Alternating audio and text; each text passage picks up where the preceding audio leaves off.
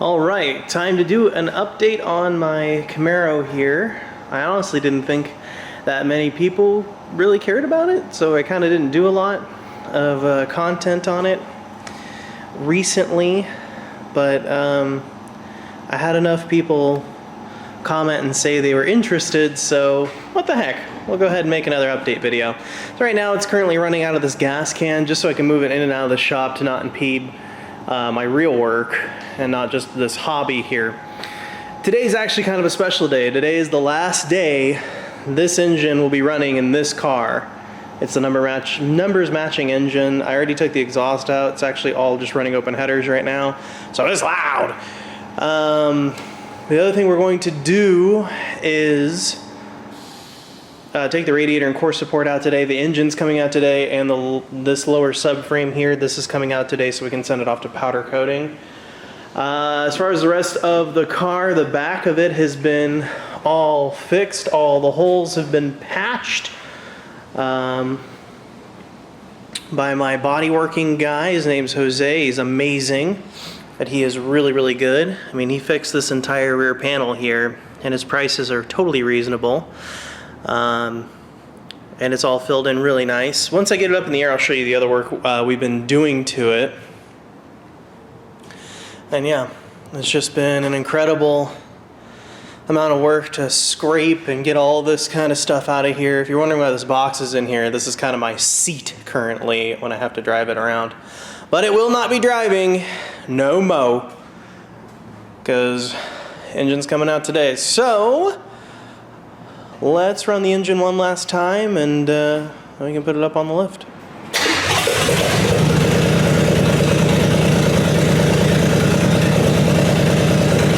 Running moments on the 327. After I turn the engine off, it's all over.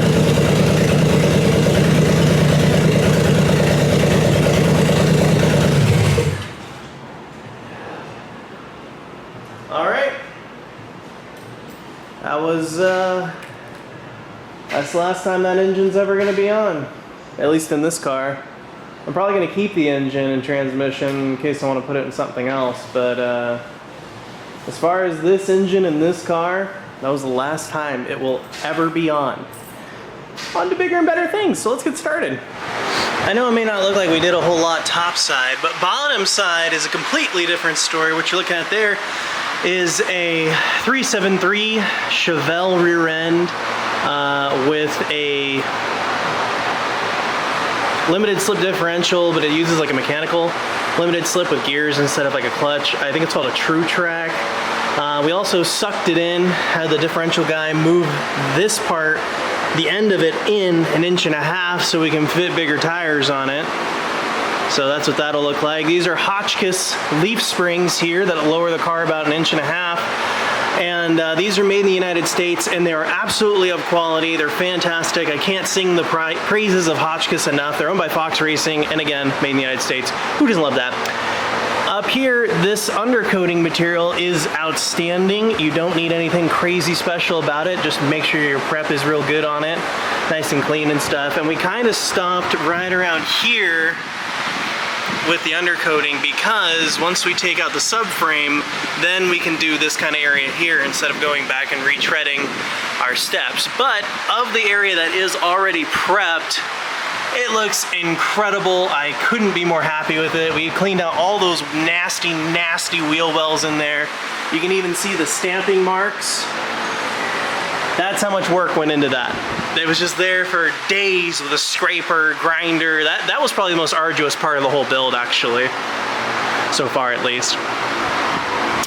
So yeah, that's what it looks like. Pardon my fan over there, but it's about 100 degrees today, so I hope you'll cut me some slack. So this is the bottom of our 327 here. What we're gonna do is drain all the fluids. Ooh, even the transmission fluid. Heck yeah. So that's what we'll be doing. We're also gonna take off the lower radiator hose, which is over there. Let that squirt in our face. And yeah, basically we're just dropping all the fluids right now so we can take the engine and transmission out later today. So we can go ahead and do that. And we also need to take the drive shaft out. So this needs to come out too. This is actually the stock drive shaft. It worked. I couldn't even believe it. It was the correct length and everything, even though this housing where the pinion seal comes out is longer than the stock rear end. But it worked because there's enough slip yoke travel. So very cool. So let's get that fluid out. Well, that went about as well as expected. Whenever you remove the lower radiator hose, there's always quite the chance it's just gonna gush all over everything and cause a big mess, which is exactly what happened. A lot of it ended up in the bucket, which is good, but I tried to get this off, but it felt like it was just rounding off and not really doing anything, so I kind of had to use the lower radiator hose. But if you don't have to use the lower radiator hose, it's always better to use the petcock, so that's your lesson for today. Alright, transmission fluid is done, engine oil done, coolant made a big mess, but it is done. Drive shaft is out. That's all done. That was easy. Rear linkage here that actually connects to where the transmission is shifted is off. This is your speed cable that actually physically attaches back in ye olden days to the speedometer. Now it's GPS based in most newer cars. Under here we've gotten the cross member bolts out for the transmission, so I'm thinking the transmission is going to come out the engine. That's my hope. That's what we're going to try to do today, because we got to go take the core support out now. Alright, core support out of the way, radiator out of the way, all the fluid's drained. Engine mount bolts out, headers off, and our cherry picker and load leveler are installed, and here we go.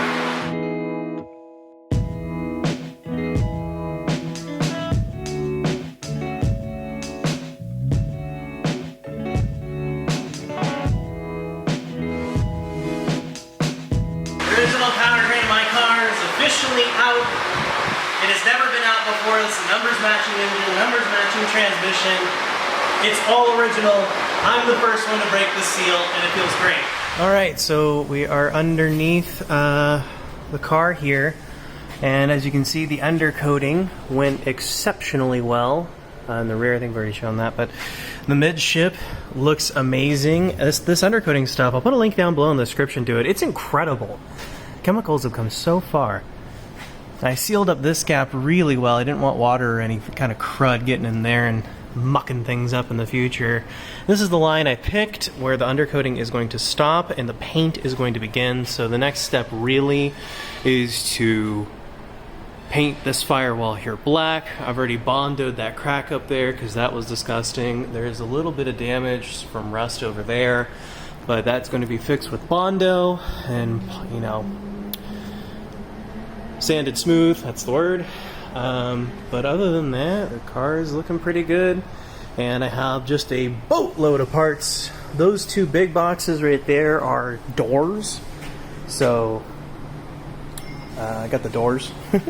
And there's some suspension components and steering components. In the back of my truck over there is actually its subframe, all powder coated and totally killer, and there's the sad old engine we will not be using. So very, very cool. I think today is going to be more of like a cleaning kind of day, because I have materials and stuff kind of everywhere, and I mean, look at all those parts over there, you know, kind of where the studio is. So I need to clean that up, and the sooner I can get this thing on its feet, the better, so I can post regular content, you know, how-tos and the normal stuff I do. So today, let's get everything into better shape. Alright, so this portion right here, this is like a sealant or a glue or something from GM back in the day.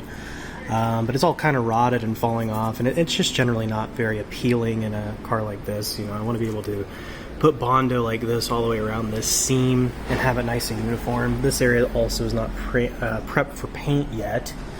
Like this area here is basically ready. So you see the sealant is pretty much removed, and we're going to fill that in with body filler and make it nice and smooth and look good. So I want the other side to look like this, not like this. So that's what we're going to work on today. And it really seems to work well taking this stuff off. That's how I took all this out. By using a power drill, not with a paint stripping wheel, but with this wire wheel here. It really seems to get that gunk out of there. So let's work on it.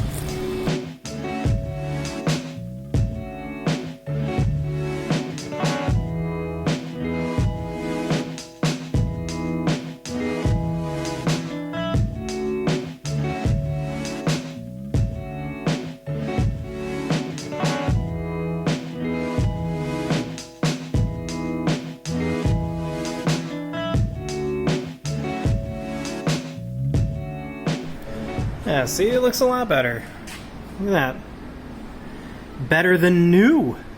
So now I can continue bondoing around this and stuff. I'm thinking about maybe cutting that out and putting a plate, and welding it or tacking it in, grinding it smooth and stuff. So I still got to make that decision. Not there yet. A couple of you might notice that I got the old steering shaft in here and the steering coupler. I'm actually going to leave that in for painting purposes because I'm getting a new one. And actually, I can show you over here.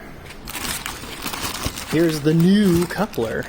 So I got this kit from Classic Industries, wonderful people down in Huntington Beach, California. And it also came with the fittings, which are super cool. And this is the power steering box. It's a quick steer box, so I think it's 2.5 or 2 turns, 2 or 2.5 turns to full lock. And you can see that it is in insanely good condition. I think they're just rebuilt and they change out the gearing inside and stuff. And it did come with a Pitman arm nut and a block washer, so very cool. And that's what will be going in the car as soon as we get the subframe over there back on here. But we can't put the subframe on just yet. Soon though. Alright, before I show you the front, I want to go over the back and why it's all wrapped up. So the back is wrapped up here to prevent overspray for when we send it off to the painters. We're getting very close to that step. I already showed you the rear kind of a lot, but I wanted to show you the utilization of using this kind of, this is the same stuff you get at Home Depot that we'd use to like wrap furniture up or like wrap a bunch of boxes together. And then we just use some tape here for the slip yoke, so it can still turn and move while still being, you know, relatively covered and stuff.